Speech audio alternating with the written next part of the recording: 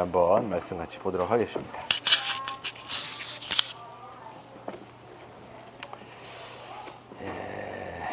뭐 책이 거의 끝나가고 있습니다 지금. 이 복음의 기초가 거의 다 끝나가고 있고, 이게 끝나면 이제 교회론을 저희가 이제 해야 되는데요. 항상 우리가 복음을 통해서 하나님의 은혜를 알고 하나님의 그 은혜를 이제 아는 자, 또 구원받은 자로서 어떻게 살아가야 되는지를 우리가 알려면 교회를 알아야 돼요. 그래서 복음과 교회는 떨어지지 않는다. 그래서 이게 지금 복음의 기초가 거의 끝나가고 있고요. 그 다음에 이제 이게 끝나면 바로 이제 교회에 관해서 저희가 공부를 하도록 하겠습니다.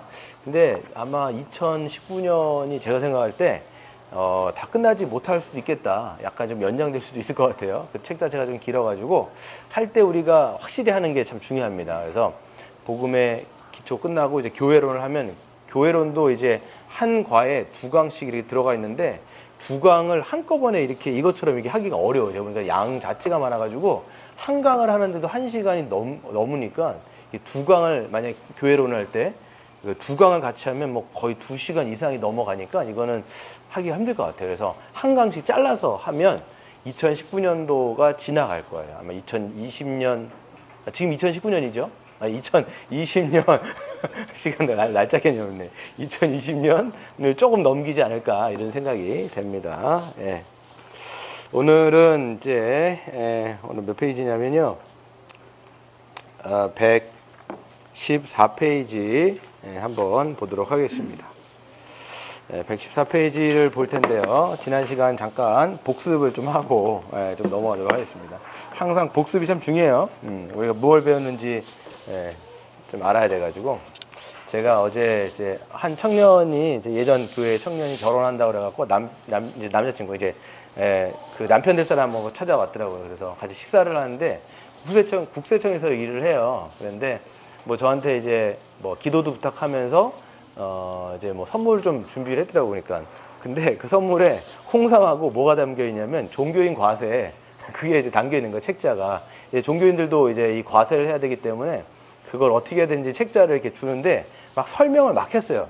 막 설명을 해주더라고. 근데 알아듣는 단어가 거의 없는 거예요, 제가. 그러니까 왜냐면 이게 법적인 용어고, 또 그다음에 이제 국세청에서 사용하는 뭐 이게 무슨 그런 이 단어를 쓰는 거잖아요. 그러니까 뭐 원징, 추징금인가?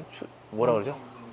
원천징수 뭐 이런 거 단어가 진짜 낯선 거예요. 그래가지고 뜻을 막 물어보는데도 이게 뭐 감도 안 오고 막 이러더라고요. 그래서 제가 어떤 생각을 했냐면, 우리 성도들도 이게 지금 성경적인 용어가 낯설면 이게 내가 알아듣는 것처럼 똑같이 이게 잘 안 들리겠다 이런 생각이 드는 거예요. 그래서 한 번 들어도 기억을 잘 안 되고, 이게 뭐냐면 이게 낯선 거예요. 낯선 거. 이게 용어 자체가 낯서니까 이게 바로바로 귀에 꽂혀갖고 이게 심겨지지 않는 거라는 좀 생각이 들더라고요. 그래서 이게 반복이 그래서 중요하구나 이런 생각이 들었어요.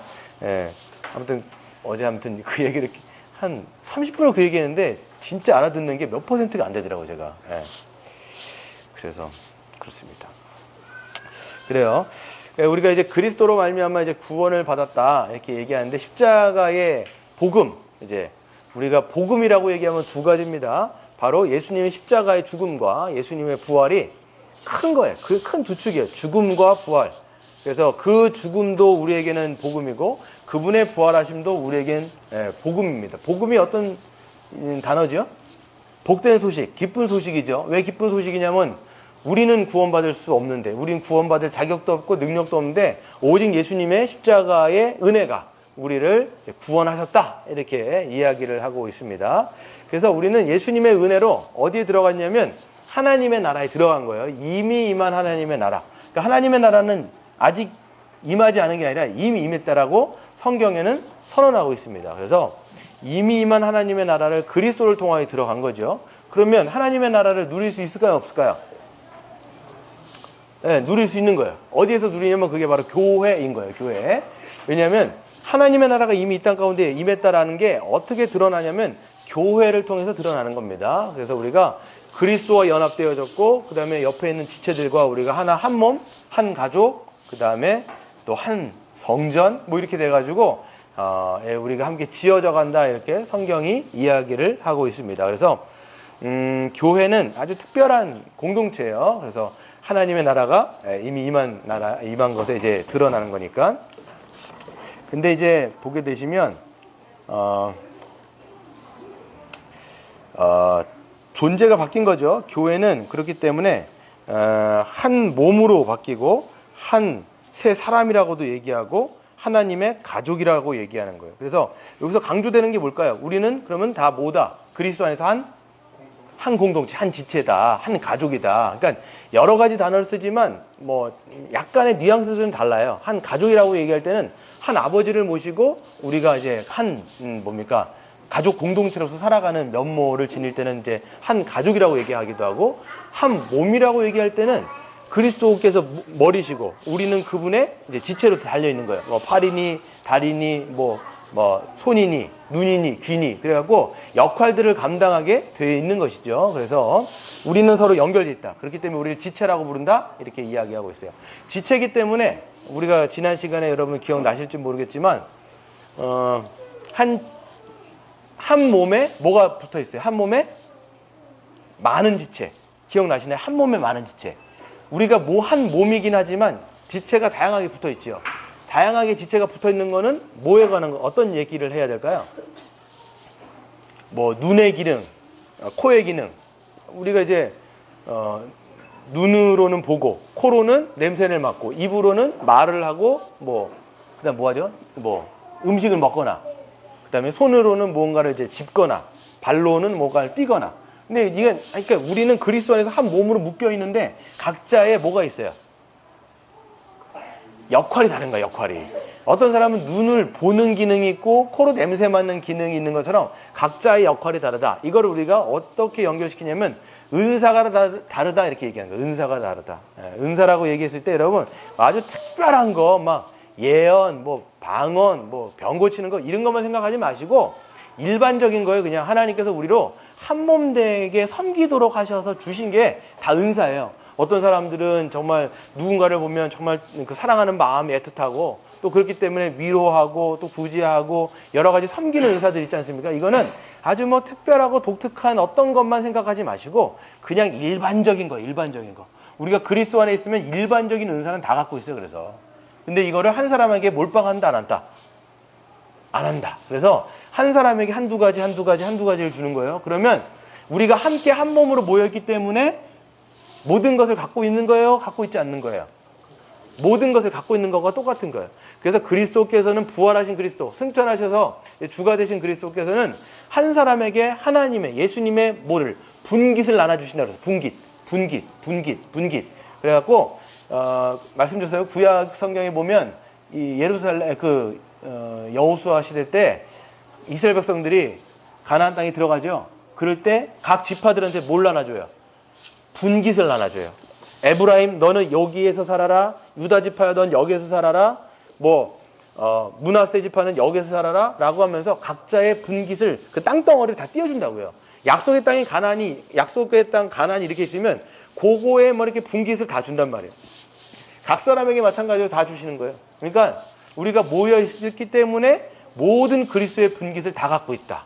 그러면 여러분 우리가 개인적으로 신앙생활하면 충만할까요? 충만하지 않을까요? 충만할 수가 없어요. 그래서 여러분 신앙생활은 개인적으로 하시는 게 아니에요. 공동체적으로 있어야 돼요. 공동체도 마찬가지입니다. 함께 있어야 되는데 누군가 지체가 자기 역할을 감당을 못해요. 그러면 충만하게 누려요? 못 누려요? 못 누리는 거예요. 만약에 10개가 있다 그러면 두세 명이 만약에 자기의 역할들을 못하고 기능을 못하고 있어요. 그러면 그만큼 부족하게 되는 거예요. 그만큼. 그 사람들이 못하는 만큼 공동체는 부족하고 충만함을 못 누리게 되는 것이죠. 근데 이제 문제는 뭐냐면 몇몇이 역할을 못하고 어떤 사람이 눈의 기능인데 눈이 아파요. 그렇죠. 눈이 아프면 몸 전체가 어떻게 돼요? 몸 전체가 어떻게 될까요? 눈이 안 보이면. 째리기는 못하니까 눈이 안 보이면 몸 전체가 불편해진다고요. 귀가 안 들리면 이석 같은 거 요즘 거의 괜찮으세요 요즘은? 괜찮으세요? 예, 그거 괜찮으셔야 되는데. 예. 그래서 이석 같은 게 와가지고 귀가 도는 거지만 이렇게 되면 몸 전체가 어려워지는 거예요. 그런데 문제는 뭐냐면 한 지체가 그렇게 힘들고 어려워지는데 몸 전체가 그거를 몰라요. 눈이 안 보이는데 안 보이는 줄 잘 모르고 뭐 불편한지 모르겠다. 야. 코가 냄새가 안 막혀지는데 지금 코가 막혀가지고 막 지금 뭡니까? 코가 막히는 걸 뭐라 그러죠? 충농증 같은 거 걸려가지고 코가 막혀가 냄새가 안 나는데 잘 그 불편함을 모른다 그러면 몸이 건강한 거예요? 안 건강한 거예요? 안 건강한 거예요. 그래서 교회도 마찬가지로 한 지체가 아프거나 한 지체가 어떤 역할들을 못하거나 한 지체가 이게 전체적으로 뭔가 빠져 있는데도 불구하고 그 전체의 교제가 그러니까 뭐니까 아픈데도 불구하고 그거가 비정상인 것을 모른다 그러면 몸 전체는 어떻게 돼 있냐면 병들어 있는 거다. 그래서 공동체에 뭐가 중요하냐면 코이노니아가 중요한 거예요. 교제가 그래서 중요한 거예요. 서로 간에 정말 소통되어지고 연결돼 있어가지고 한 사람이 아프면 그 사람이 다른 사람들이 불편해지고 그래가지고 이게 힘들어지는 것 자체가 정상인 거예요. 그래서 우리 몸은 그렇게 연결돼 있다. 그래서 은사 파트 여러분들 잘 기억하시고요. 은사 여러분, 은사가 막 대단한 거 아니에요, 여러분. 물론 뭐 어떤 뭐 특별한 은사도 있지만 그 특별한 은사만 있는 게 아니에요. 막 뭐 꿈을 꾼다든지 꿈을 뭐 엄청 꿔갖고 나 너 봤다더라, 난 너 못 봤다더라, 막 자 이게 그러면 안 된다고 이게. 그래서 뭐 예언이라든지 뭐 방언이라든지 그런 특별한 은사만 여러분 생각하지 마시고 일반적으로 여러분 생각하셔야 돼요. 일반적으로. 예. 그래서 여러분 그냥 우리가 섬기는 거 있잖아요. 은사가 없어도 그냥 섬기는 게 먼저예요. 섬기는 게 먼저예요. 누가 만약에 아파요. 누가 아파요. 그럼 어떻게 하실 거예요? 누가 아프면 어떻게 하실까요? 누가 아파요. 어떻게 하실까요? 어떻게 하실까요? 아프면 어떻게 아픈가를 알아봐요. 그렇지. 아픈가를 알아보고 또 찾아보고 또 기도하고 그 사람 머리에다 안 쓰라고 그냥 기도하고 그래서 병이 나으면 내 기도 때문에 난 거고 안 나으면 약을 먹어야 되는 거고 일단 기도를 하는 거예요. 그래서 또 어떤 뭐 조치를 취해줄 수 있으면 조치라도 또 취해주고 또 누군가가 낙심했어요. 막 낙심해가지고 막 힘들어하고 있어요. 그럼 어떻게 할 거예요? 나는 위로하는 은사가 없으니까 나는 안 해야 되겠다. 이렇게 하실 거예요? 아니잖아요. 위로하는 은사가 있건 없건 그냥 뭐예요? 가갖고 위로하는 게 성도의 마땅한 본분이라는 거예요. 낙심했으면 가갖고 그냥 위로하고 격려하고 그 사람을 말로 하고 잘 세워줄 수 있는 거 이게 그러니까 은사가 먼저가 아니라 일단 섬기는 거예요. 그냥 보이는 대로 가고 섬기면 돼요. 그 사람을 위해서 내가 뭔가를 할 수 있을까? 섬기다 보면 은사가 내가 이래도 은사가 있구나. 그래 잘 알 수 있는 거예요. 그래서 섬김이 먼저고 은사를 발견하면 또 은사로 섬기는 것이고 그 은사로 섬긴 다음에 또 거기에서 잘 되어진 사람이 이제 직분으로 섬기는 거예요. 그래서 우리가 이것을 잘 알면 되겠습니다. 그래서 한 몸으로 살아가는 만큼 교회는 충만함을 누릴 수 있다. 이것이 지난 시간입니다. 오늘 보겠습니다. 하나님 나라를 드러내는 교회 우리 114페이지를 보시면 한번 같이 읽어보겠습니다. 시작. 교회는 참으로 특별한 존재입니다.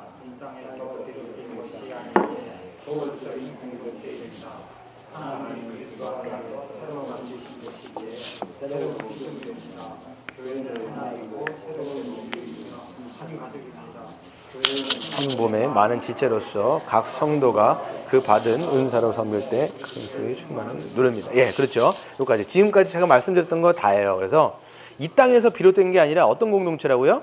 초월적인 공동체라는 거예요. 왜 초월적이냐면 하나님은 어떤 분이세요? 초월적인 분이에요. 그러니까 이 땅에 존재하지 않는 어떤 것으로 하나님은 그러니까 우리랑은 다른 거죠. 전능하시고 전지하시고 모든 능력을 가지신 그 초월하신 하나님이 이 교회를 빚으시고 지으셨기 때문에 그래서 성경에 보면 하나님을 토기장이라 이렇게 얘기해요. 토기장이가 뭐예요?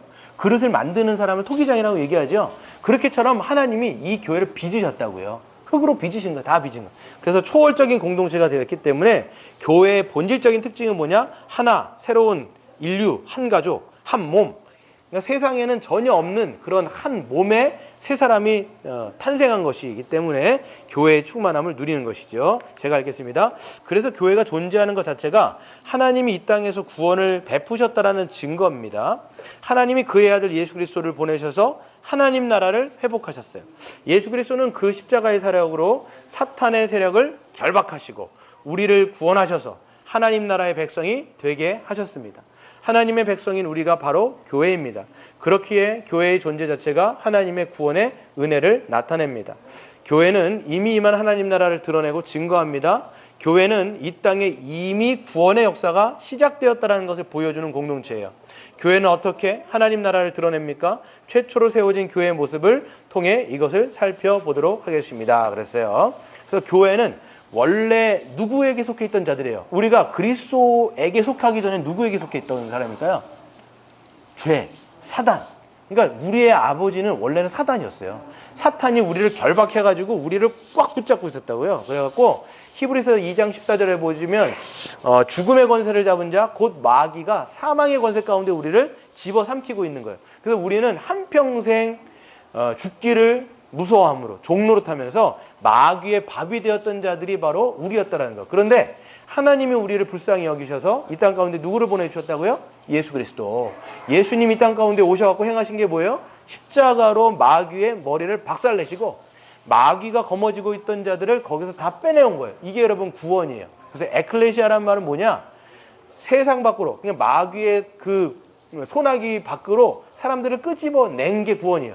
그러면 우리는 마귀의 손에서 구원받은 자들은 이제는 어디 있을까요? 어디에 속했을까요? 하나님께 속한 거예요. 그리스도께 속한 거예요. 그래서 여러분 중립은 없어요. 여러분 세상을요 우리가 전체로 보게 되어지면 그리스도께 속해 있냐 마귀에 세상에 속해 있냐 이게 둘 중에 하나인 거예요. 중간 회색지대는 아예 없다. 성경은요 회색지대를 얘기하지 않아요.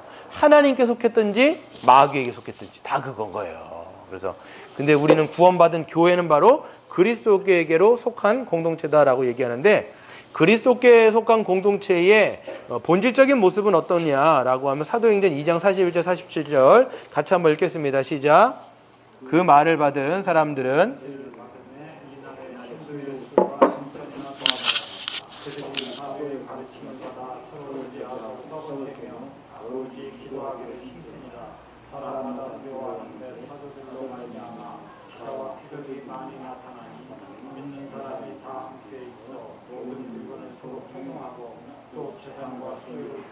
각 사람의 필요를 따라 나눠주며 날마다 마음을 같이하여 성전에 모이기를 힘쓰고 집에서 떡을 떼며 기쁨과 순전한 마음으로 음식을 먹고 하나님을 찬미하며 또 온 백성에게 칭송을 받으니 주께서 구원받는 사람을 날마다 더하게 하시니라. 아멘. 그렇죠. 이거는 초대교회의 모습이에요. 초대교회라고 하면 초대교회가 뭘까요? 처음 예수님이 이제 승천하신 다음에 약속하신 성령을 부어주시고 약속하신 성령이 부어졌을 때 오순절 성령 기억하시죠? 오순절 성령 강림 때에 성령이 오셔가지고 최초로 세워진 교회를 우리가 초대교회라고 얘기하는 거예요. 우리가 뭐 초대교회 뭐 초대교회로 돌아가자 이렇게 얘기할 때는 다 그 초대교회를 얘기하는 거예요. 베드로가 막 설교했을 때 막 3,000명 회심하고 5,000명 막 늘어나고 그랬을 때의 교회를 초대교회. 사도행전 1장과 2장이고 쭉 나오는 게 다 초대교회 이야기예요, 여러분. 예. 그랬는데 41절 보세요. 그 말을 받은 사람들은 그 말이 누구냐면 사도 베드로가 선포했던 그 복음의 이야기들을 들었던 사람들이 뭘 받았어요? 세례를 받았어요. 세례를 받았다고 하는 것은 이제는 유대교가 아니라 나는 이제 그리스도인이 되겠다라고 얘기하면서 물세례를 받은 거예요. 똑같이 세례를 받음에 이날의 신도가 몇 명이요? 야, 이거 뭐 한 번에 3,000. 우린 교회가 지금 늘어나도 뭐 늘지도 않잖아요. 이거 맨날 한 명 왔다가 가기도 하고 뭐 정착을 못 하고 막 이러는데 이거는 뭐 한 방에 3,000명. 야, 이거 뭐 능력자죠. 베드로가 능력자가 아니라 하나님이 그렇게 하신 거예요. 그래서 성령을 물과 같이 부어주시고 사람들이 그냥 정말 기적 같은 얘기가 일어나는 거예요. 그 당시 여러분 이 기독교인이 됐다라고 하는 건 뭐냐면 유대인들이 기독교로 온 거예요. 이 당시 기독교라는 말이 없어요. 기독교라는 말은 나중에 생긴 거고요. 그리스도인이라는 말도 나중에 생긴 거예요. 그러니까 이 사람들은 다 유대인이에요. 유대인. 이스라엘 백성들 유대인 있잖아요. 유대인들이 예수를 믿는다라고 하는 것은 그 당시에 굉장히 손해를 보는 짓인 거예요. 그 당시 문화에서 보면 매장당할 일들을 하고 있는 거예요. 이 3,000명들은. 왜 그러냐면 유대인들에게 있어서 예수님은 어떤 사람, 예수는 어떤 존재였어요? 이단의 괴수였다고요, 이 사람이. 그러니까 뭐 저런 예수를 믿는 것 자체가 이상한 거예요. 그러니까 유대인들인데 예수를 믿어. 이상하죠. 근데 놀라운 일들이 성령이 오시면서 벌어지는 거예요. 하나님의 십자가의 복음이 선포되어지고 성령이 주어졌을 때 3,000명이나 세례를 받고 이제 교회가 탄생되었습니다. 그런데 그들이라고 하면서 그들은 누굴까요? 42절에 그들. 초대교회 사람들이겠죠. 3,000명 그 사람들인 거예요. 그 사람들이 한 게 뭐예요? 뭘 했죠? 사도들의 가르침을 받은 거예요. 사도들이 누굴까요? 여러분 사도가 누굴까? 사도. 여러분 사도하면 누가 사도예요? 베드로 사도. 예. 또 뭐 야고보 사도. 뭐 그렇죠. 그리고 예수님의 11명의 제자. 근데 한 명 죽죠. 가룟 유다가 죽는단 말이에요. 그 가룟 유다 대신 한 명 또 들어오죠. 누구지? 저도 갑자기 생각이 안 나는데 사도행전에 보면 그 딱 한 번 나오고 전혀 이름이 안 나왔던 사람 찾아봐야 돼. 기억이 안 나. 그래서 딱 한 번 등장하고 그러니까 가룟 유다 죽고 그 가룟 유다의 머리수 채워주려고 들어왔던 한 사람이 있어요. 이제 사도행전 그렇죠. 마띠아. 그 사람이 나중에 들어온 거예요. 그래서 이 사람들을 사도라고 얘기하는 거예요. 12명의 사도가 있었던 거죠. 사도의 기준은 뭐냐면 예수님과 함께 지내고 또 예수님의 십자가의 죽음을 목격하거나 또 예수님의 부활을 목격했던 자들을 우리가 사도로 얘기할 수 있어요. 그 사도의 기준이 그랬어요. 그래서 그런 사람 12명이 된 거죠. 뽑힌 건데 그 사도들의 가르침을 받고 또 뭐 했어요? 또 뭐 했다 그러죠? 네, 서로 교제한 거예요. 서로 성도 간의 교제를 하고 왜? 이제는 그리스도 안에서 한 몸이니까. 또 뭐 했어요? 떡을 뗐어요. 떡을 뗐다고 하는 것은 예수님이 기념하라고 했던 뭘까요? 성찬이 되는 거예요. 성찬. 떡을 뗀 건 내 몸을 너희는 기억하라. 내가 흘린 나의 피와 찢겨진 나의 살을 기념하여 이 포도주와 이 떡을 너희는 먹어라. 이렇게 얘기하는 것처럼 그걸 이제 기념해서 한 거죠. 또 뭐에 힘썼어요? 기도하기에 힘쓴 거. 이 네 가지를 힘썼어요, 여러분. 사도들은 어떤 사람이냐면 예수님과 함께 다니면서 직접 저자의 그 원광을 들었던 사람들인 거예요. 예수님이 늘 얘네들 막 데려다니시면서 가르쳐 주시고 기적 보여주고 했던 것들을 다 목격했던 사람들인 거예요. 그런 사람들의 입술을 통해서 지금 가르침이 막 베풀어지니까 얼마나 생생하겠어요. 저희 같은 사람들은요, 예수님의 있었던 일들을 다 그냥 책으로 보는 거예요, 지금. 그렇죠. 역사의 책을 보는 거예요. 예수님은 물 위로 걸어 다녔대. 뭐 이런 걸 다 지금 우리는 이 책으로 보고 있는 거예요. 근데 그거를 직접 봤던 베드로가 생생하게 사람들한테 예수님의 이야기를 전해주는 거예요. 내가 말이야, 예수님이 우리가 그때 막 노를 젓느라고 그냥 쇠가 빠지게 막 했는데 어디까지 가요? 물 한 가운데 있잖아요. 근데 워낙 바람이 세니까 이게 더 이상 안 나가는 거예요. 이 사람들이 어분데도 불구하고 너무 힘 빠지니까 이게 나중에 축 늘어져가지고 기다리고 있는데 그 당시에 여러분 뭐 등대가 있겠습니까? 뭐가 있겠어요? 칠흑 같은 밤인 거예요. 근데 예수님이 오는데 모르잖아요, 사람들이. 뭔가 희끄무리한 게 막 오니까 사람들이 뭐라고 얘기해요? 유령이다. 고스트다. 귀신이다. 막 이런단 말이에요. 그런데 예수님이 점점 가까이 오시더니 뭐라 그래요? 내다. 나니 두려워하지 마라. 이렇게 얘기하면서 자기가 누구신지 예수님이 밝히신단 말이에요. 그때 사람들은 안심을 하는데 그때 베드로가 늘 나서기를 좋아하잖아요. 베드로가 성격상 다혈질이고 나서기를 좋아해요. 제가 보니까. 그러니까 예수님한테 뭐라고 얘기냐면 예수님, 당신이 물 위로 걸어오신 것처럼 저도 좀 물 위를 걸을 수 있도록 좀 해달라고 얘기했어요. 그랬더니 예수님이 와라 이렇게 말씀하신단 말이에요. 처음에 이 사람이요. 여러분 배 한가운데 여러분 이게 물 한가운데가 수심이 굉장히 깊단 말이에요. 게다가 칠흑 같은 밤에 물 위에다가 자기의 발을 내딛는 것 자체가 믿음이 필요한 거예요. 그런데 베드로는 물 위에 내딛어요. 처음에는 그러다가 한 걸음 막 간단 말이에요. 신기하죠? 야, 이거 진짜 뭐 공중부양하는 것도 아니고 물 위로 막 걸어가니까 신기한단 말이에요. 그런데 나중에 어떻게 되냐면 처음에는 예수님을 바라보면서 걸었다가 나중에는 옆에 이는 풍랑과 바람 소리를 듣고 이는 풍랑을 집중했을 때 베드로가 믿음이 확 사라져요. 그때 두려움이 확 들어온단 말이에요. 그러면서 물속으로 훅 빠져 들어가는 걸 예수님이 손을 딱 잡고 뭐라고 말씀하시냐면 믿음이 작은 자여 왜 의심했냐 이렇게 말씀하시는 거예요. 이거를 지금 베드로는요 다 경험했을까요? 안 경험했을까요? 경험 다 했던 거예요. 그러니까 그런 베드로가 그냥 간증으로 그냥 예수님의 어떤 가르침, 예수님의 어떤 행하셨던 일들을 그냥 생생하게 그냥 전하니까 이런 것들을 사람들이 듣고 있는 거예요. 얼마나 집중했을까요, 여러분? 그냥 간증을 막 듣는 거죠. 그러니까 사도들의 이야기들을 그렇게 교회들은 가르침을 받고 교제하고 또 떡을 떼며 성찬하며 기도하기를 힘썼다 이렇게 이야기를 하고 있습니다. 이게 여러분 교회의 본질적인 특징인데요. 1번 한번 보도록 하겠습니다. 같이 읽어볼까요? 시작. 많은 사람들이 예수 그리스도를 믿음으로 세례를 받아 자기의 교회가 생겼습니다.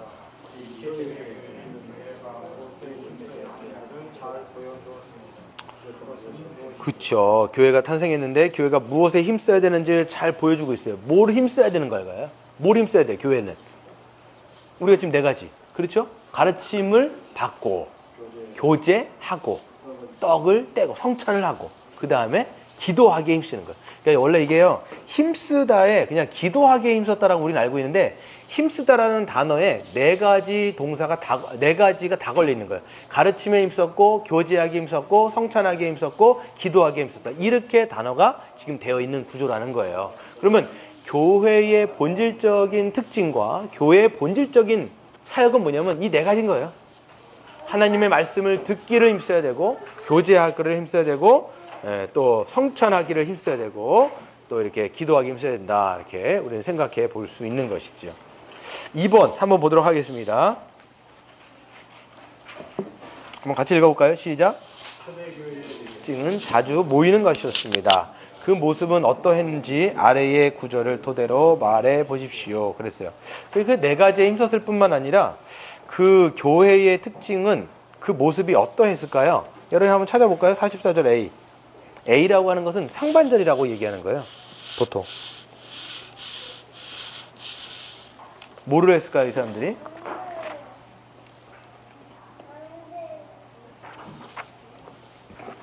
예, 44절 A에 보면 뭐라고 돼 있어요? 예. 그렇죠. 믿는 사람은 그리스도를 믿는 자들이, 신자들이 다 함께 있어서 모든 물건을 서로 통용했다라는 거예요. 서로 물건을 통용했다는 말은 뭘까요? 서로 도왔다는 거예요. 예. 이 당시에 실질적으로 아까도 말씀드린 것처럼 유대교에서 이 그리스도인을 믿고, 그러니까 기독교인이 된다라고 하는 것은 자기네 어떤 이 사회적인 통념을 다 깨는 거기 때문에 경제적으로 손해가 날 수가 있어요. 어떤 때는요, 지금도 이슬람권에서요, 그 사람들은 이슬람은 다 그 이슬람 교도잖아요. 근데 거기서 회심해가지고 복음을 믿는 사람도 있어요. 정말 가뭄에 콩나듯이 믿어요. 그러면 그 사람들의 코이노냐, 그 사람들의 그 경제권이라든지 어떤 문화권에서는 다 제외돼 버려요. 어떤 사람들은 공무원도 못 되는 거예요. 이 사람 기독교인이야? 그러면 다 땡인 거야, 다 땡. 기독교인이라는 것 자체 때문에 모든 것이 다 받을 수 있는 권한을 못 받게 되는 거예요. 이 당시도 그랬다라는 거예요. 그러니까 어떤 사람들은요, 경제적인 것들이 끊어져요. 그럼 이 사람들 살 수가 있어요, 없어요? 못 사는 거예요. 그러니까 어떻게 돼요? 한 가족들이 이제 한 기독교인이 됐는데 이제는 그런 가난한 자들을 위해서 자기의 물건을 팔아가지고, 이걸 뭐 제도적으로 얘기한 것이 아니라 어떻게 했을까요? 그냥 보인 거예요, 이게. 우리 가족인데 어떻게 이 사람이 이렇게 굶고 있는 것을 우리가 그냥 지켜볼 수 있을까? 이게 안 되는 거예요. 이게 그냥 통용하는 거죠. 또 뿐만 아니라 어떻게 됐어요? 45절에 보면, 그렇죠. 재산과 소유를 팔아 각 사람의 필요를 따라 나눠주고. 그러니까 이것도 보면, 그러니까 여러분 재산과 소유를 다 판 건 아니에요. 보면 이제 이게 쓸 수 있을 만큼 자기의 것들을 이제 공유하는 거예요. 그래서 그렇죠. 그래서 우리가 어떤 헌금을 내는 목적도 이런 거예요. 지금 다 헌금을, 여러분 헌금 내시죠. 우리가 이제 교회에 헌금 내는데 하나님이 받으시는 거 아니, 물론 하나님이 받으세요. 하나님이 받으시지만 그 뭐 하나님이 뭐 돈 쓰려고 받으시겠어요? 그거 아니잖아요.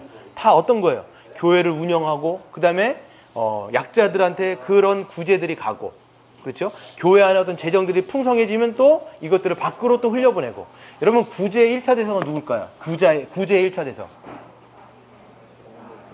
교회 공동체예요. 그래서 여러분 세상에다 뭐 아프리카에다 합시다. 아니, 그게 아니라 아프리카는 또 해야 되는데 일단 중요한 건 뭐냐면 이 지역교회, 개교회가 제일 중요한 거예요. 그래서 가족으로 살도록 하나님이 정해신 사람들에게 구제가 먼저 가고, 그 다음에 우리가 정말 더 풍성해진다. 그러면 이것이 뭐 정말 뭐 세상에 아프리카로 뭐 중국으로 막 가든지 하는 거예요, 여러분. 이런 걸 여러분들이 아셔야 되겠죠. 그 다음에 또 뭐가 일어났어요?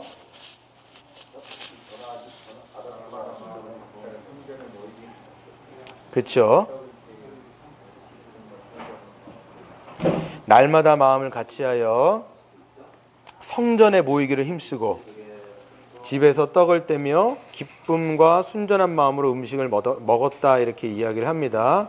그랬을 때 뭐냐면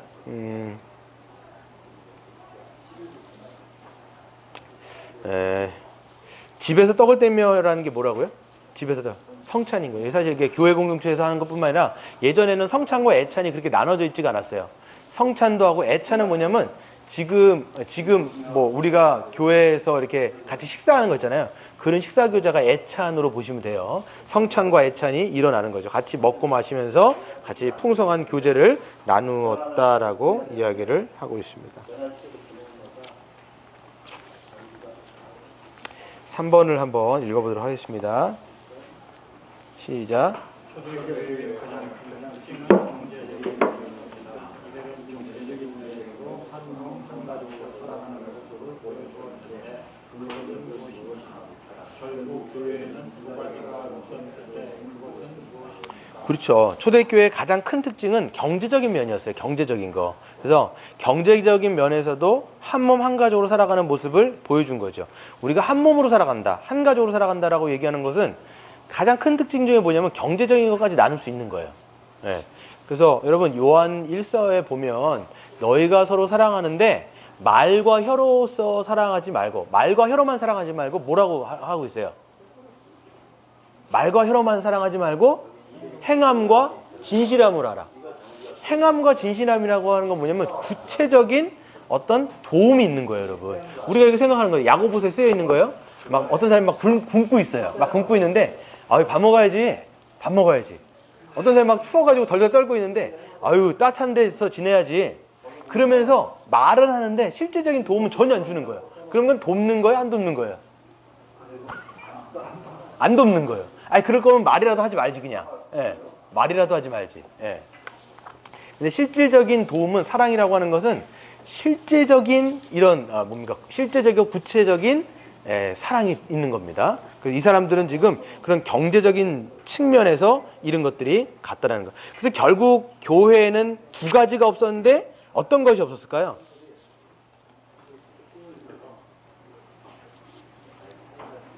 밑에 한번 읽어보시면 32절에 보세요.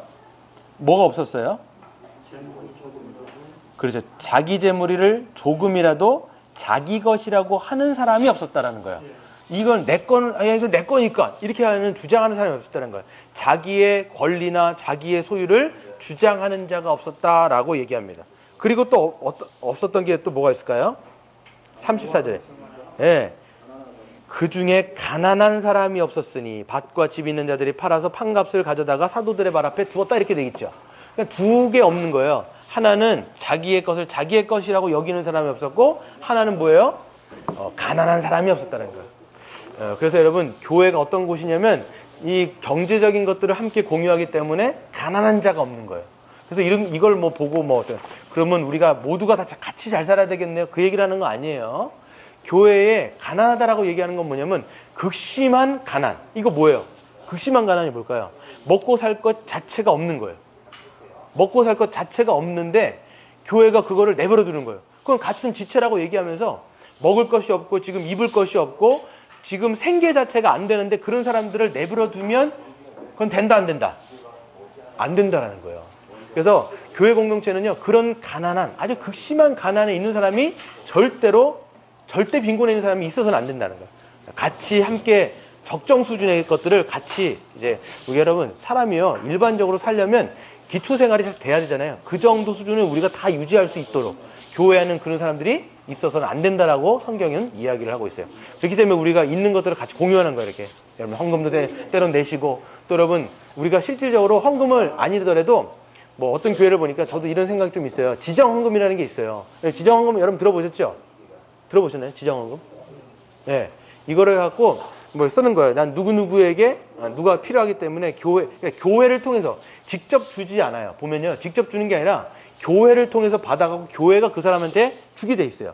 왜 그러냐면 만약에 사람이요 직접 뭔가를 이렇게 딱 주잖아요. 그러면 이게 그때부터 뭐가 생기냐면 갑과 을이라고 하는 관계가 생겨버려요. 내가 너에게 돈 줬으니까 내가 이런 거 이렇게 자꾸 생겨버리니까, 그렇게 하기보다는 좀 지혜롭게 섬기더라도 지혜롭게 섬겨야 되잖아요. 이게 뭐냐면 교회를 통해서 이것을 전해주도록 하는 거예요. 딱 이렇게 하는 것도 참 좋은 방식이라고 생각이 되는 거죠. 이런 거는요, 우리가 교회 안에서도 잘 개발할 필요가 있어요. 어떻게 하면 우리가 서로를 더 도울 수 있는 그런 이 영적인 구조들을 만들어내는가를 우리는 계속적으로 개발을 할 필요가 있다라는 것이죠. 네.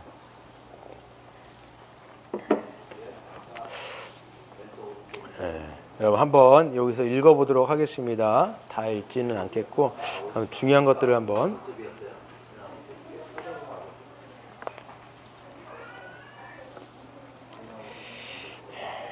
이 117페이지에 보시면 두 번째 패러그래프가 있습니다. 한번 좀 보세요. 같이 읽겠습니다. 시작. 이 같은 교회의 영광과 충만을 잘 보여주는 성경 본문이 바로 사도행전 2장입니다. 거기에는 신약시대에 최초로 세워진 교회의 모습이 잘 묘사되어 있습니다. 많은 사람이 세례를 받고 교회가 되었습니다. 초대교회의 전반적인 특징은 42절에 잘 나와 있습니다. 가장 첫 번째 특징은 사도의 가르침을 받는 것입니다. 아마도 날마다 마음을 같이하여 성전에 모이기를 힘쓰는 것은 이 가르침을 받기 위함이었을 것입니다. 하나님의 말씀인 성경, 그 사도의 가르침을 받는 것은 교회가 교회답기 위해 가장 힘써야 할 부분입니다. 그랬어요. 그래서 가장 첫 번째 특징이 뭐였다고요? 사도들의 가르침을 받는 거예요. 그래서 여러분, 교회는요, 교회라고 하는 뜻 자체가 원래 뭐냐면 가르칠 모일 회예요, 사실. 네. 맞는지 모르겠다. 잠깐만. 맞을 거예요. 한번 찾아보세요. 네이버에서. 여러분, 제가 요즘에 그 정보를 잘 알 수 있는 네이버예요. 네이버에 웬만한 거 다 나오더라고요. 보니까 이거 신학교 괜히 갔네? 약간 이런 생각도 가끔 제가 해요. 네이버에 다 나오는데 막 이런 생각이 드는데 그 모일회. 그래서 교회는 뭐냐면 가르침이 베풀어지는 장소인 거예요. 그래서 칼빈은 뭐라고 얘기해놨냐면 하나님의 말씀이 가르치는 하나님의 그래서 성령의 학교라는 말도 써요. 성령의 학교. 가르치는 곳이라는 거예요. 그러니까 여러분 교회 오시면 뭐 해야 돼요? 이 말씀을 베풀어지고 그 베풀어진 말씀을 통해서 여러분이 듣고 여러분 믿음이 자라나는 비결이 뭘까요? 여러분 믿음이 자라나고 싶으시죠? 난 정말 믿음이 좀 더 더 자라났으면 좋겠는데 이런 생각 하세요 안 하세요? 안 하면 비정상이에요? 안 하면 비정상이에요. 난 믿음 이 정도도 됐고 나는 10년 전이나 10년 지금이나 믿음 난 똑같아요. 난 더 이상 잘할 필요도 없고 자라나기도 싫어요. 이렇게 생각하시는 분들은 다 여러분 지옥 갈 가능성이 크십니다. 진짜로. 이렇게 하는 거는 이제 기독교인이 아니에요. 우리가 정말 말씀을 듣고 믿음이 생겨지는 원리, 성경에서 나오는 믿음의 원리는 뭐냐? 듣는 거예요. 딴 게 없어요. 이게 로마서 10장 17절에 보면 뭐라고 되냐면 믿음은 어디서 난다고요? 들음에서 나면. 들음은 그리스도의 말씀입니다. 계속 들어야 돼요. 이게 계속 들리면요. 이게 계속 듣게 되어지면 하나님을 알게 돼 있어요. 하나님 이런 분이시구나. 성경의 계시의 빛을 통해서 하나님의 영광을 자꾸만 맛보는 거예요.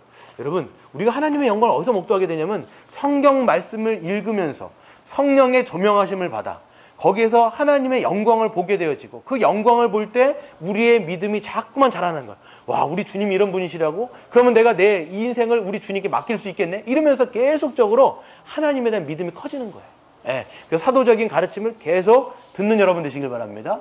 그런 교회가 또한 돼야 되고요. 두 번째로 뭐가 있을까요? 두 번째로 같이 읽어볼까요? 시작. 초대교회는 서로 교제하기에 힘썼습니다. 주 안에서 하나 된 성도의 교제는 교회의 본질입니다. 이미 다뤘듯이 한 몸 한 가족으로서 교제하는 가운데 살아가는 공동체가 바로 교회입니다. 그랬어요. 그래서 교제가 교회의 본질적인 특징이에요. 여러분 어떤 분들은요 하나님과 나와의만 관계, 늘 제가 말씀드리는 거지만 하나님과 나와의 관계가 진짜 중요한데 또 중요한 건 뭐예요? 성도 간의 사랑이에요. 하나님 사랑, 이웃 사랑. 이게 하나님의 뜻이에요. 하나님의 사랑을 받잖아요. 또 하나님을 사랑하잖아요. 반드시 이웃 사랑으로 나아가지 않을 수가 없어요, 이게. 그래서 성경 요한일서에는 뭐라고 되어 있냐면 네가 하나님을 사랑한다고 하면서 보이는 사람을 사랑하지 않는다는 것은 그건 가짜라고 얘기하는 거예요. 여러분 하나님 보여요, 안 보여요? 안 보이죠. 그러니까 보이는 형제도 사랑하지 못하면 보이는 형제도 사랑하지 못하면 보이지 않는 하나님을 사랑하는 것은 어불성설이에요. 말도 안 되는 거예요, 여러분. 하나님의 형상으로 이렇게 지체들이 있으면 보이지 않는 하나님을 사랑하면 당연히 보이는 형제를 사랑할 수밖에 없다. 이걸 여러분. 그래서 제가 어떤 그 목사님이 쓴 글을 봤는데 그분이 큰 교회에 그냥 큰 교회랑 대놓고 얘기할게요. 그냥 그 오카노 목사님 그 사랑의 교회 지금 문제가 많지만 예전엔 정말 아주 그냥 그 뭡니까? 아주 그냥 그 예배 가운데 영광이 드러나고. 그러니까 오카노 목사님은 설교를 한 번 준비할 때 30시간. 한 편의 설교를 준비하는데 30시간을 준비를 하셨다는 거예요. 그런 거 들으면 아주 그냥 제가 쪼그라들어요. 쪼그라들어요. 야, 이건 뭐 이게 쓸 수가 없구나. 그러니까 그분이 이제 그 목사님도 이제 그 오카노 목사님 교회에서 부목사 시절에 이제 하는데 예배를 드리면 야, 어떻게 이렇게 설교 말씀이 좋냐. 그러니까 타율로 말하면 정말 그 뭐 타율은 어떻게 높은 거죠? 저 잘 몰라가지고 어떻게 높은 거죠? 타율. 뭐 그게 아니고 9할 뭐 이렇게 나오는 거잖아. 10할 뭐 이런 게 나오는데 한 번 이게 맨날 어떻게 뭐 거의 홈런 막 우리가 뭐 이렇게 설교자들이 막 흔히 말할 때 야 이거 홈런 쳤다 내가 뭐 이건 뭐 3루 막 장타 쳤다 막 이렇게 얘기하는데 그 오카노 목사님 설교는 대부분 홈런 뭐 3루타 뭐 정말 거의 이런 식인데 한 번은 이런 생각이 들었대요. 거기는 드리는데 거기가 4만 명이가 이럴 거예요. 지금 그 당시에 보면 사람들이 꽉 차가지고 설교 예배를 막 듣는데 어떤 생각이 들었냐면 사람들 그냥 그렇게 느껴졌다라는 거야. 그 목사님이 이제 뒤에서 이렇게 숫자를 막 세고 있는데 사람들 사이에 칸막이가 있는 것처럼 보였다는 거예요. 실제적으로 있다는 게 아니라 서로 관계가 닫혀 있는 거예요. 그러니까 나와 하나님 관계는 사람들이 다 이렇게 간구하면서 오는데 서로 간의 관계가 다 깨져 있는 것처럼 보이는 거예요. 그러니까 여러분 하나님과 나와의 관계도 진짜 중요하지만 더 중요하다는 말은 좀 그렇지만 그만큼 중요한 게 뭐예요? 옆에 간의 성도 간의 관계. 정말 한 몸 한 지체로 내가 여길 수 있느냐가 진짜 중요한 거라는 걸 여러분이 생각하셔야 돼요. 세 번째는 뭐였어요? 떡을 떼는 것은 성찬을 얘기하는 거였으니까 성찬은 뭐예요? 여러분 성찬. 그냥 뭐 읽을 때 성찬은 뭐예요? 우리가 예수님의 살과 피를 기념하는 거예요. 그래서 우리가 내년부터 이제 다시 하겠지만 포도주를 이렇게 따라야 돼요. 따르면서 뭘 봐야 돼요? 예수님의 피가 흘려졌구나. 또 떡을 이제 찢어야 돼요. 저희는 떡을 이제 한 움큼 이렇게 하잖아요. 그러니까 이거를 찢으면서 우리는 기억해야 돼요. 뭘 기억해야 돼요? 예수님의 몸이 찢겨지면서 몸이 찢겨지고 피가 흘려짐을 통해서 어떻게 됐다는 거예요? 내가 구원받았구나. 이렇게 되는 거예요. 그러면 성찬을 함께 하기 때문에 함께 여러분 밥을 먹는 사람들을 뭐라고 얘기해요? 식구라고 얘기죠. 우리가 한 몸이구나. 이걸 여기서 성찬에서 하는 거예요, 여러분. 성찬에서 하는 거예요. 그러면서 여러분 기도하기에 힘썼다 이렇게 얘기하면서 그러니까 여러분 여기서 읽겠습니다. 이렇게 시작. 이렇게 교회적 존재로서 교회적 삶을 살기 위해 신자들은 매일 만나고 모였습니다. 아예 믿는 사람이 다 함께 있다고 말할 정도로 함께 있기를 원했습니다. 성전에서 다 같이 모여 말씀을 배우고 교제했고 집에서도 소그룹을 하며 모여 떡을 떼고 기쁨과 순전한 마음으로 식사를 했습니다. 말하지 않아도 자연스럽게 한 몸 한 가족으로서 같이 있고 싶어 했습니다. 그랬어요. 그러니까 여러분 이거는요. 기쁨으로 한 거예요. 너희들 교회에 나와야지가 아니라 어떻게 된 거예요? 그냥 모이기가 즐거웠던 거예요. 모여서 함께 한 몸으로 살아가는 게 즐거운 것이고 교제하기가 즐거웠던 거고 예배 드리는 거 즐거운 거고 성찬하는 게 즐거운 거고 같이 기도하는 것 자체가 그냥 즐거웠던 거예요.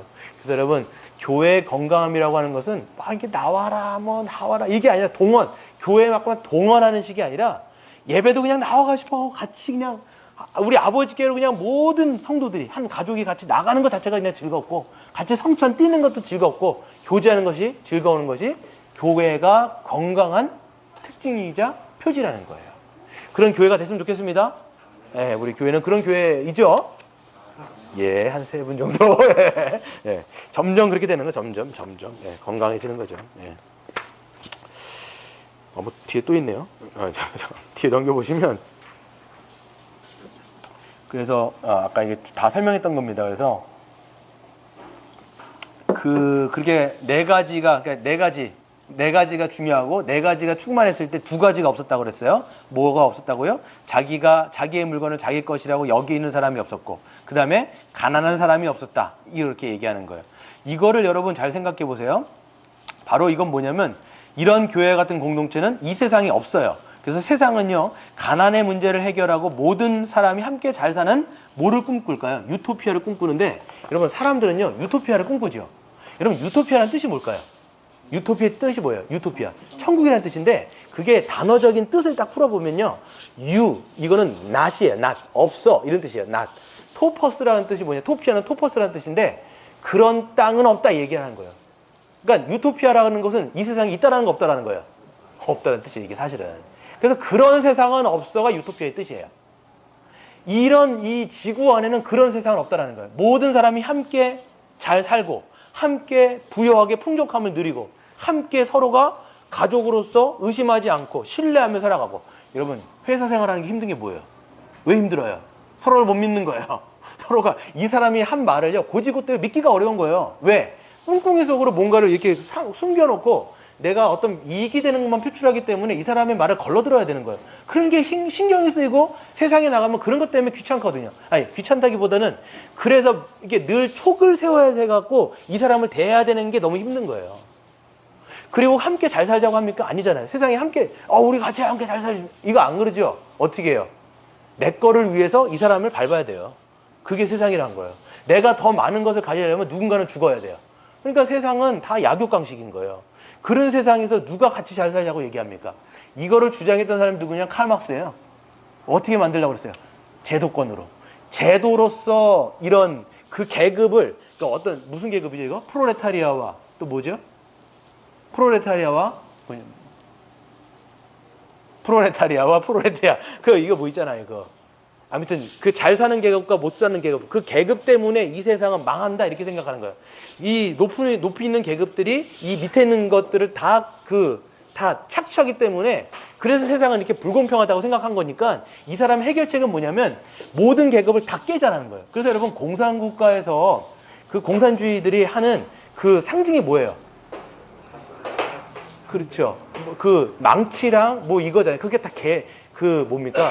때려 부수자라는 거. 다 때려 부셔가지고 같이 잘 살자 이렇게 되는데 여러분 공산국가 잘 살아요, 못 살아요? 여러분 그렇게 해갖고 이런 계급을 다 없앴는데 실질적으로 어떻게 되냐면 더 큰 계급이 생긴 거예요. 저기 북한에 가보면 어떻게 됐어요? 김일성하고 김정일하고는 엄청난 계급이 존재한다고요. 없앨 수가 없는 거예요.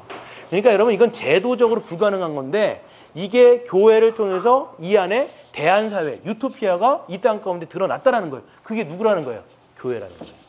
이거는 사회적인 제도로 만들어진 것이 아니라 성령께서 오셔갖고 사람들의 근본적인 마음을 갈아엎으신 거예요.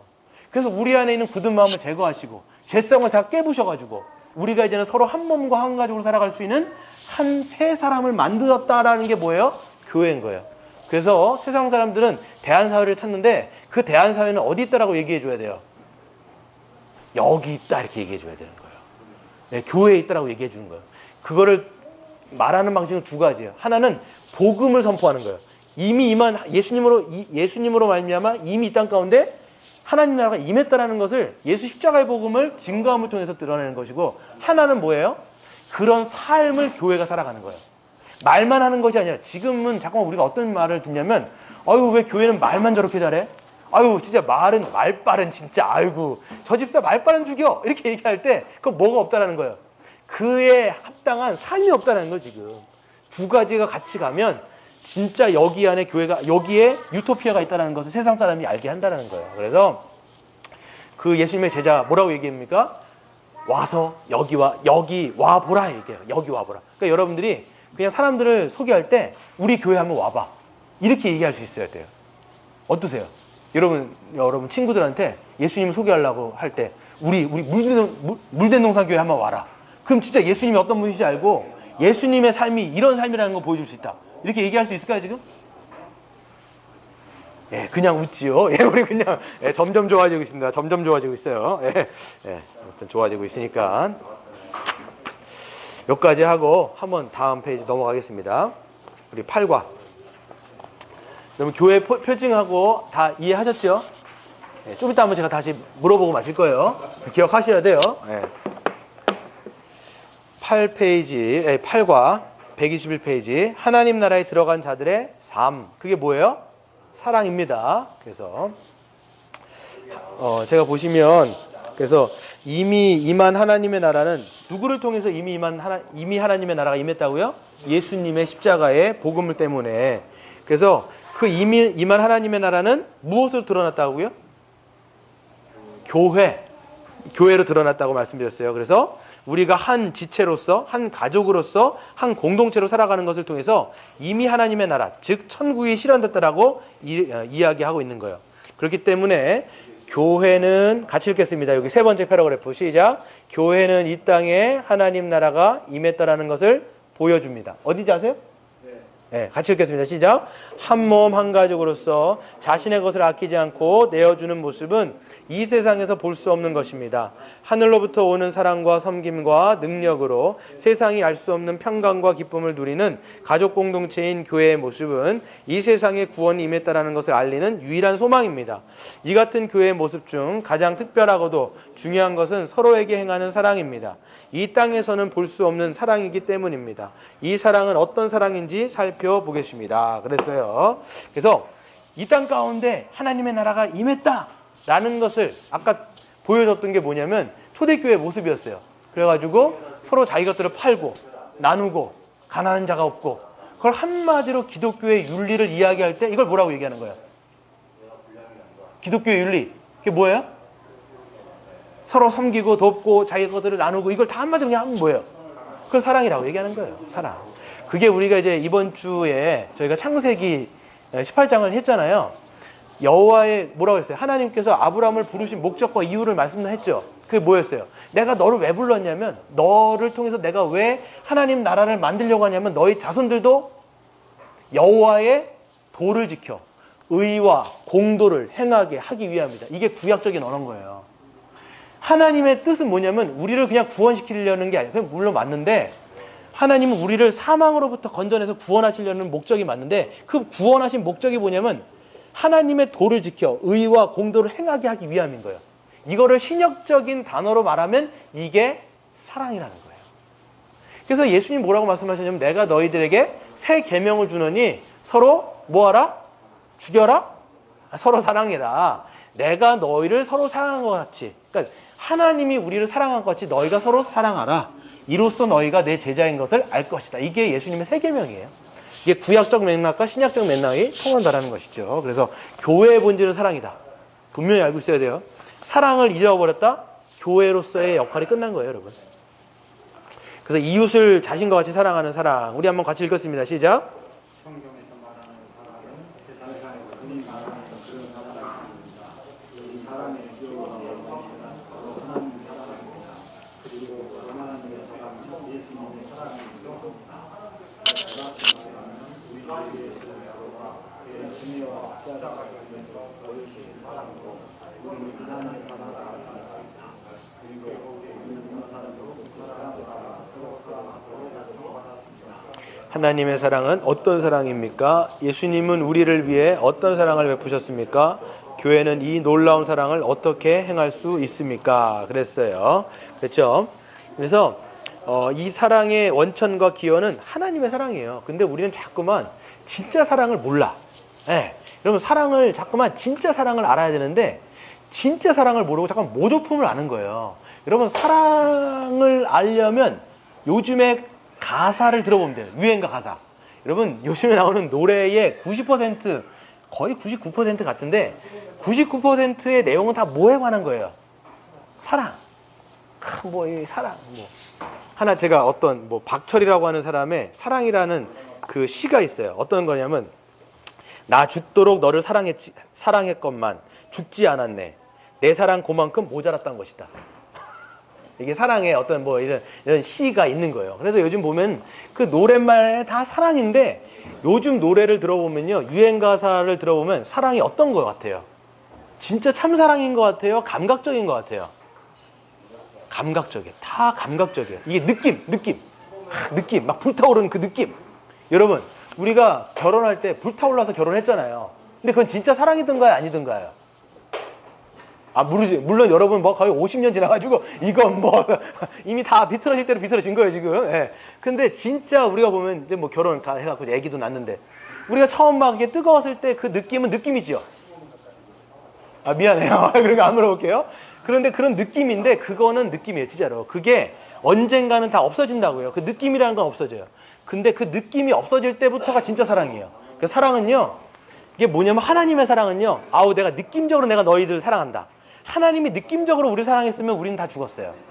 우리는 하나님 앞에서 행하는 짓들이 다 어때요? 사랑받을 만한 것 같아요? 아니면 정말 하나님께서 정말 심판과 진노로 다 정말 싸그리 쓸어버려야 마땅할 것 같아요. 우리가 하는 짓들을 보면. 그렇죠. 다 그냥 청소기로 그냥 다 훑어야 되는 게 맞다라고 생각이 들어요. 저는 진짜로. 그러니까 하나님이 느낌적으로 우리를 사랑하시는 사람 다 죽여버렸어야 돼요. 진짜. 난 느낌적으로 널 사랑한다. 다 죽는다. 이런 뜻이에요. 근데 하나님의 사랑은 그게 뭐냐면 언약적 사랑이라고 얘기하는 거예요. 하나님의 사랑은 결단하고 의지적 사랑인 거예요. 그걸 우리가 뭐라고 얘기하냐면 하나님의 언약이라고 얘기해요. 하나님의 신실하신 언약. 하나님의 언약은 뭐냐면 내가 이걸 너희를 반드시 사랑하겠어. 물론 하나님은 본성적으로 사랑이시기 때문에 그 사랑이 이 안에서부터 막 나오는 거예요. 근데 그걸 뿐만 아니라 하나님은 의지적으로도 우리를 끝까지 사랑하시는 거예요. 끝까지. 끝까지. 이 사랑을 하나님께서 여기서 주시는데 그래서 여러분 보세요. 요한복음에 보면 하나님의 의지적 사랑이 어디서 나오냐면 요한복음 13장 1절에 보시면 예수님이 이렇게 말씀하세요. 예수님이 어떤 말씀하시냐면 하나님 아버지께서 나에게 주신 사람을 사랑하실 때 끝까지 사랑하셨다고 얘기해요. 그러면서 어떤 이야기가 나올까요? 거기에서 가룟 유다가 파는 장면이 바로 나와요. 예수님이 자기에게 주신 사람을 끝까지 사랑하세요. 그러면서 뭐라고 말씀하시냐면 여기다가 손을 나와 함께 넣는 사람이 나를 팔 놈이야. 이렇게 얘기해요. 그런데 가룟 유다가 뭐라고 얘기해요? 나는 아니죠. 이렇게 얘기한단 말이에요. 저는 아니죠. 예수님 알아요? 몰라요? 얘가 팔 거란 거 알아요? 알지요? 자기를 배반할 걸 안단 말이에요. 여러분이 만약에 예수님이었다면 여기 팔자가 나를 팔자다. 저는 아니지요. 그랬으면 어떻게 할 것 같아요? 저 같으면 너야 이 새끼야. 그러면 아주 그냥 넌 생긴 게부터 마음에 안 들었구나. 하여튼 다 그랬을 거예요. 퍼부었을 건데 예수님은 그게 안 했다라는 거예요. 자기를 팔 원수인 것을 알았음에도 불구하고 끝까지 사랑하시는 거예요. 끝까지. 원수임에도 불구하고 끝까지. 이게 하나님의 의지적 사랑이에요. 결단하시는 사랑이고 어디까지 사랑하세요? 나를 죽이기까지 사랑하는 거예요. 그게 오늘 다 읽진 않겠지만 여기 보세요. 4장 10절 한 절 같이 읽겠습니다. 여기에 사랑의 진짜 의미가 여기 딱 담겨 있어요. 같이 읽겠습니다. 시작. 사랑은 여기 있으니 우리가 하나님을 사랑한 것이 아니요 하나님이 우리를 사랑하사 우리 죄를 속하기 위하여 화목제물로 그 아들을 보내셨습니다. 여러분 사랑의 정의가 여기 있어요. 사랑의 정의가. 사랑은 여기 있으니 다른 게 있는 게 아니에요. 근데 우린 자꾸만 모조품적인 사랑, 세상의 사랑을 자꾸만 눈을 기웃거리는데 사랑은 거기 있는 게 아니라 여기 있다라는 거예요. 사랑은 여기 있으니 우리가 하나님을 사랑한 것이 아니요 하나님이 우리를 너무 사랑하셔서 우리의 죄를 속하기 위해서 화목제물로 자기 아들을 십자가에 죽였다라는 거예요. 이건 어떤 사랑이라는 거예요? 자기 희생적 사랑이라는 거예요. 그러니까 여러분 사랑의 본질은 뭐가 있어요? 희생이에요. 희생도 없는 사랑은요 가짜예요. 나 당신을 사랑해.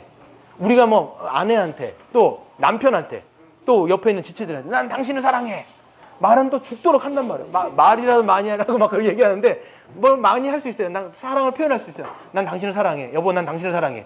그러면서 아무것도 안 해줘. 그 아내를 위해서. 나는 너를 정말 사랑하지만 나는 아무것도 안 해준다. 그 사랑이에요? 아니에요? 아니죠. 하나님이 나는 너를 진짜 죽도록 사랑한다. 하지만 지옥 가는 너는 그냥 지옥 가라. 이렇게 했다면 그게 사랑이에요? 아니에요? 아니란 말이에요. 우리가 지옥 가고 있는 걸 하나님 불쌍히 여기셔가지고 너무 사랑하셨기 때문에 그 사랑이 어떻게 드러나냐면 자기 아들을 보내갖고 십자가의 죽임으로 말미암아 우리를 그 사망에서 건져내신 그 화목제물 되게 하신 사랑. 십자가의 사랑. 그래서 여러분 사랑의 진짜는 십자가의 사랑. 희생적 사랑이 진짜라는 거예요. 희생이 없으면 사랑이다 아니다? 아니라는 거예요. 교회 안에서도 똑같습니다. 내가 옆에 있는 지체를 위해서 내가 당신을 사랑합니다. 얘기하는데 아무런 수고도 안 해요. 자기 희생도 없어요. 그럼 말만 있다는 건 말만 있다는 거. 그래서 여러분 보세요. 우리 1번 한번 같이 읽겠습니다. 1번. 제가 이거 읽었죠? 제가 이거 읽었나요? 제가? 안 읽었나요? 그거 한번 읽어보겠습니다. 시작. 성경에서 말하는 사랑은 세상에서 흔히 말하는 그런 사랑이 아닙니다. 그건 읽었어요. 이거 읽었어요? 제가 정신이. 122페이지. 네, 122페이지. 네, 여기 읽었죠, 제가? 거기 읽었죠. 예. 제가 헷갈려, 지금 막. 헷갈려가지고, 지금. 예. 그래서 여러분 1번 우리 123페이지 1번 한번 읽겠습니다. 시작. 우리가 행해야 할 사랑은 결국 하나님과 예수님의 사랑입니다. 이 사랑은 어떤 사랑입니까? 아래의 성경 본문들을 참고하여 말해 보십시오. 그랬어요. 그래요. 우리가 행해야 될 사랑은 결국 성부 하나님과 성자 예수님의 사랑을 그대로 하는 게 진짜 사랑인 거예요. 예. 모조품, 세상의 감각적인 사랑이 아니라 어때야 돼요? 여러분, 에베소서 5장 2절 한번 같이 읽어볼까요? 시작. 그리스도께서 너희를 사랑하신 것 같이 너희도 사랑 가운데 행하라. 그는 우리를 위하여 자신을 버리사 향기로운 제물과 희생 제물로 하나님께 드리셨느니라. 아이고, 그래요. 이거 보세요. 하나님이 그리스도께서 너희를 위해서 너희를 사랑한 것 같이 너희도 사랑하라는 거예요. 똑같은 사랑을 하라는 거예요. 그 사랑의 성격이 어때요? 자신을 버리사. 자기를 버렸대요, 여러분. 자기를 버린 사랑. 여러분, 그런 사랑을 여러분 하고 있습니까, 여러분? 지체들을 위해서. 어떻게 하고 있습니까? 옆에 있는 사람들 한번, 안 볼게요. 얼굴 보면 그런 마음이 안 들 수도 있으니까. 보세요. 그래서 그런 사랑이 있는 거예요. 희생적 사랑, 무작정. 그래서 여러분, 이 사랑이라고 하는 것은 희생이 있어야 돼요. 희생이 있어야, 여러분, 희생이라고 얘기할 때, 여러분, 희생은 뭐예요? 내가 누군가를 위해서 희생하는 거예요. 왜 희생해요, 근데 우리가? 왜 희생할까요? 사랑하기 때문에. 예. 근데 만약에 정말 그 사람을 사랑하기 때문에 내가 희생을 했어요. 그러면 그 사람이 어떻게 되기를 위해서 내가 바라는 거예요.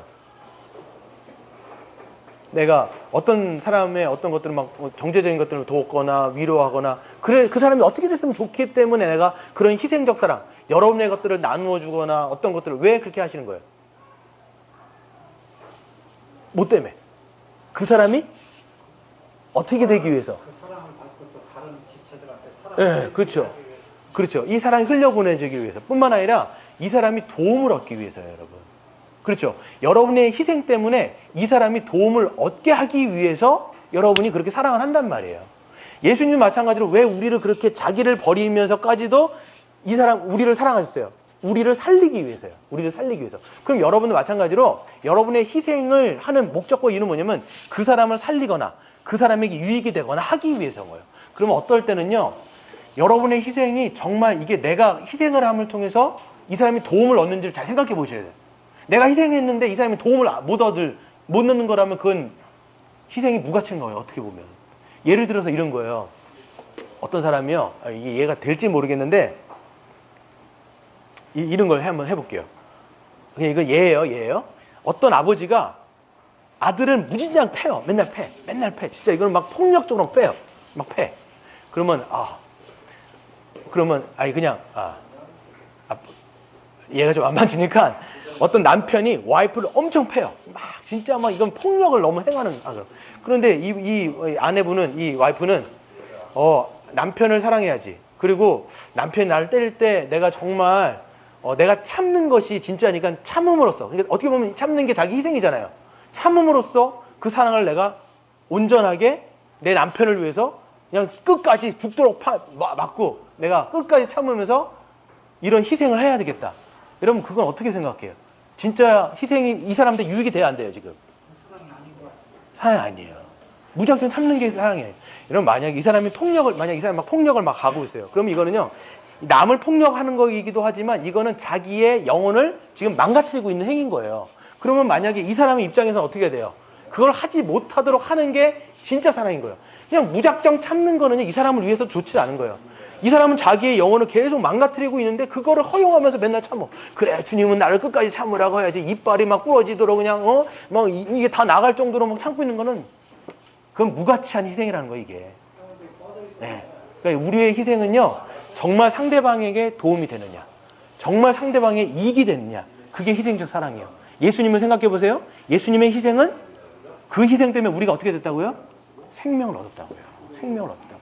제가 어떤 기사를 보니까 어떤 이제 가난한 지역에 우물물이 없는 거예요. 그런데 이 사람들이 그래서 어떤 기업이 엄청난 돈을 들여가지고 이게 그 시설물을 했는데 그 시설물이 어떻게 보니까 이 사람들이 도움이 되는 게 아니라 어떻게 보면 쓸모없는 기구가 돼버린 거예요. 그럼 이 사람들은 엄청난 희생과 엄청난 돈을 투자했음에도 불구하고 이 사람에게 유익이 안 됐잖아요. 그거는 지혜롭지가 않은 거라는 거예요. 여러분 사랑도요, 지혜롭게 하셔야 돼요. 제가 이게 아까 어떤 새 책을 보면서 좀 써놓은 게 있는데, 사랑은요 결단으로부터 시작하는 거예요. 여러분, 이런 분들이 있어요. 하나님이 저한테 이런 마음을 아직까지 안 주셨어요. 그 마음은 언제 오는 거예요 도대체? 이 지체를 사랑해야 되는데 그런 마음이 안 든다는 거예요. 용서를 해야 되는데 용서하고픈 마음이 안 든다는 거예요. 하나님께서 정말 이런 마음을 주시면 내가 사랑하겠는데 그런 마음을 안 주신다는 거예요. 그럼 여러분 사랑 안 해야 돼요? 어떻게 하시겠어요? 그런 마음이 들 때까지 기다리시겠어요? 언제까지? 10년 후, 20년까지. 죽을 때까지 안 돼요, 그러면. 어떻게 해야 될까요? 그러려면 사랑을. 결단으로 시작하시는 거예요. 하나님이 아까 말씀드렸죠. 느낌으로 하는 게 아니라 그랬어요. 사랑은요, 감정적인 어떤 부분들을 주어져야 되겠지만, 감정적으로 완전 풍성해져갖고 우리가 사랑하는 건요, 이 세상에서는 안 돼요. 천국 가면 그렇게 될지 모르겠지만, 이 땅에서는요, 여러분, 결단은요, 사랑은 각오로 시작해야 돼요, 각오로. 그런데 사랑을 하다 보면요, 상처 입어요, 안 받아요? 받아요. 그래서 사람들 맨날, 난 누군가를 사랑하기 싫다라는 거. 왜? 상처받았다. 또 그것 때문에 어떤 분들은 교회도 떠나기도 하고, 막 그런단 말이에요. 근데 여러분, 사랑은요, 그러니까 사랑은 뭐 하라는 거야? 우리 주님이. 사랑은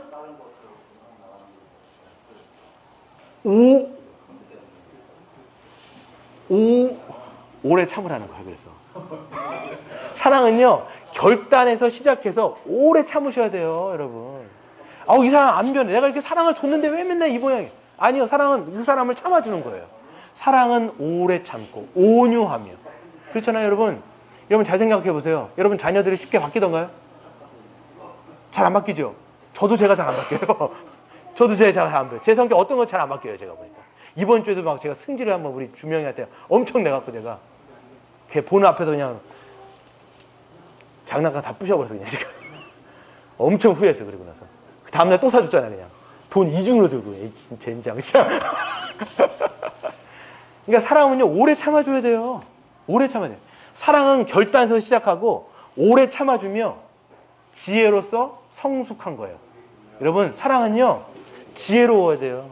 그러니까 어떻게 지혜로우냐면, 그래서 복음을 잠깐만 알라고요, 여러분. 어떤 분은요, 마음이 막 뜨거우신 분만 있어요. 그냥 방향은 없어요. 이분이 막 방향은 없는데 막 마음은 뜨거워. 그래갖고 막 이 사람들, 막 어떤 사람들은 막 뜨겁게 사랑하는데, 방향은 뜨거운데, 마음은 뜨거운데 방향이 잘못돼 있어요. 그러면 오히려 때로는 이럴 때가 있어요. 사랑하면 할수록 다른 사람한테 뭐가 갈 때가 있어요? 해가 될 때가 있어요. 그러니까 사랑은 지혜롭게 해가지고 성장해야 돼. 자기도 성장하고 성숙해야 되는 거지. 그래서 여러분, 이 희생적 사랑은요, 다음의 유익을 위해서라고 말씀을 드렸습니다. 두 번째, 우리 한번 같이 읽어보겠습니다. 시작. 아무리 갚아도 갚을 수 없지만 끝까지 빚진 자의 마음으로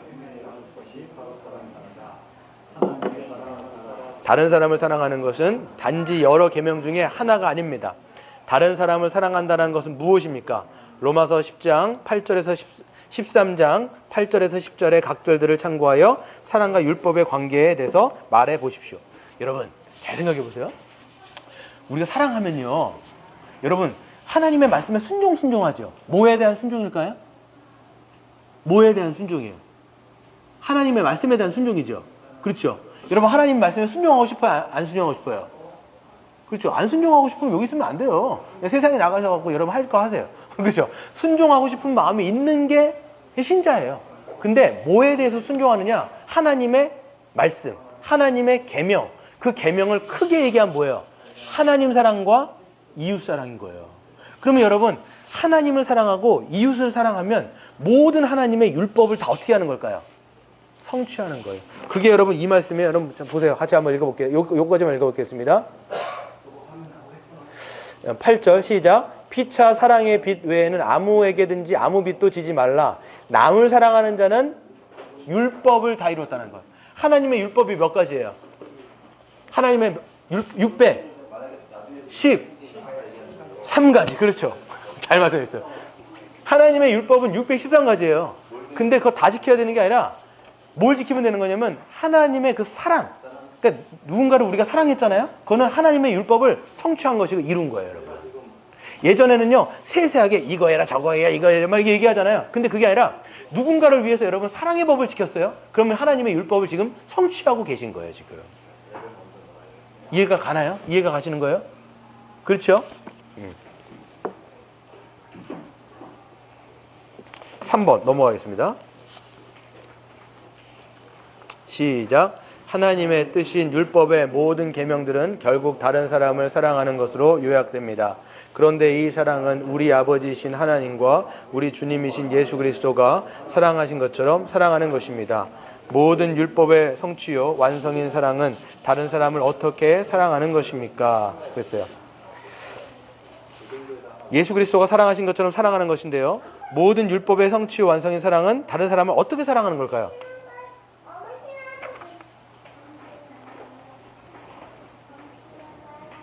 어떻게 사랑하는 걸까요? 내 이웃과 내 자신과 같이 사랑하지. 그렇죠.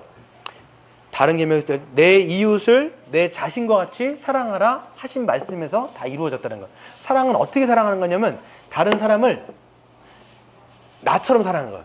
여러분 잘 생각해 보세요. 여러분 스스로는 여러분 자신을 사랑하세요? 안 사랑하세요? 사랑하실걸요? 그렇죠. 이거는 그냥 본능적인 거예요. 자기 사랑은 본능적이에요. 여러분 그래서 자기를 위해서는요 지금까지 여러분 자기를 위해서 굉장히 많은 것들을 해오시잖아요. 우리가 아침에 일어나가지고 뭐 정말 자기 개발을 위해서 뭐 영어도 공부하고 또 밥도 뭐 먹고 그다음에 직장생활 가고 직장생활 갔다 와서는 뭐 합니까? 또 밥도 드시고 또 자기를 위해서 취미생활도 하고 그다음에 뭐 커피도 한 잔 마시면서 또 자기들 막 꾸미기도 하고 뭐 그러잖아요. 우리가 뭐 몸도 가꾸고 머리도 가꾸고 뭐 이런 게 난다면 다 뭐의 사랑이에요? 자기 사랑이에요. 자기 사랑. 근데 이 사랑을 어떻게 하는 거냐면 내 이웃을 다른 사람을 내 몸처럼 사랑하라 하신 것으로 다른 사람을 사랑하면 되는 거예요. 나는 이 사람을 어떻게 사랑해야 될까? 여러분처럼 사랑하시면 돼요. 여러분을 어떻게 사랑하신다고요? 잘 사랑하시잖아요. 그거와 같이 여러분 사랑하시는 거예요. 우리 예수님이요.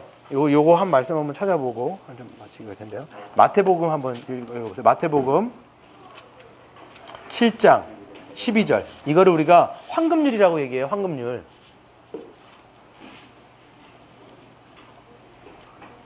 산상수훈에서 보면 7장 12절에 보시면 같이 읽어볼까요? 시작. 그러므로 무엇이든지 남에게 대접을 받고자 하는 자는 담대는 이것이 율법이요 선지자니라. 그렇죠. 무엇이든지 남에게 대접받고자 하는 대로 너희도 남을 대접하는 거야. 여러분 어디 가시면요 뭐 대접받고 싶으시죠? 이것도 받고 싶고 저것도 받고 싶고. 그럼 내가 남을 어떻게 대접해야 되냐고 생각하면 남을 어떻게 섬겨야 될까라고 생각하면 내가 어떤 섬김을 받고 싶은지를 생각하시면 여러분이 그 사람을 어떻게 섬길지 가이드라인이 나오는 거예요. 그렇죠.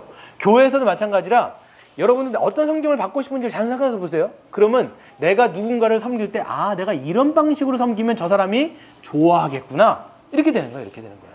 이게 바로 우리 주님께서 말씀하신 뭡니까? 황금률이라고 이야기를 하고 있는 거죠. 그게 바로 율법의 완성이자 성취이기도 합니다. 그래서 여러분 한번 이걸 다 읽진 않겠지만 따라와 보시기를 바랍니다. 그래서 여러분 그래서 저를 그냥 보시고 그냥 제가 한번 볼게요.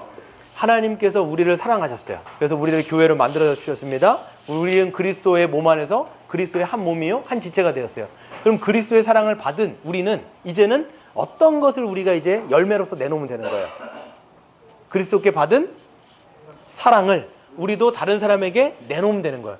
이건 억지로 내놓는 것이 아니에요. 흘러나온 것이라고 얘기하고 있어요. 왜냐하면 우리가 십자가의 사랑을 그냥 받았으면 그 십자가의 사랑으로 우리가 남을 섬기는 것이 당연하고 마땅한 거예요. 근데 그 사랑의 본질적인 특징 중에 하나는 뭐예요? 희생이 있다 없다? 있다. 수고가 반드시 있다. 내 희생이 있고 그렇죠. 그 희생의 이유와 목적은 뭐라고 그랬어요?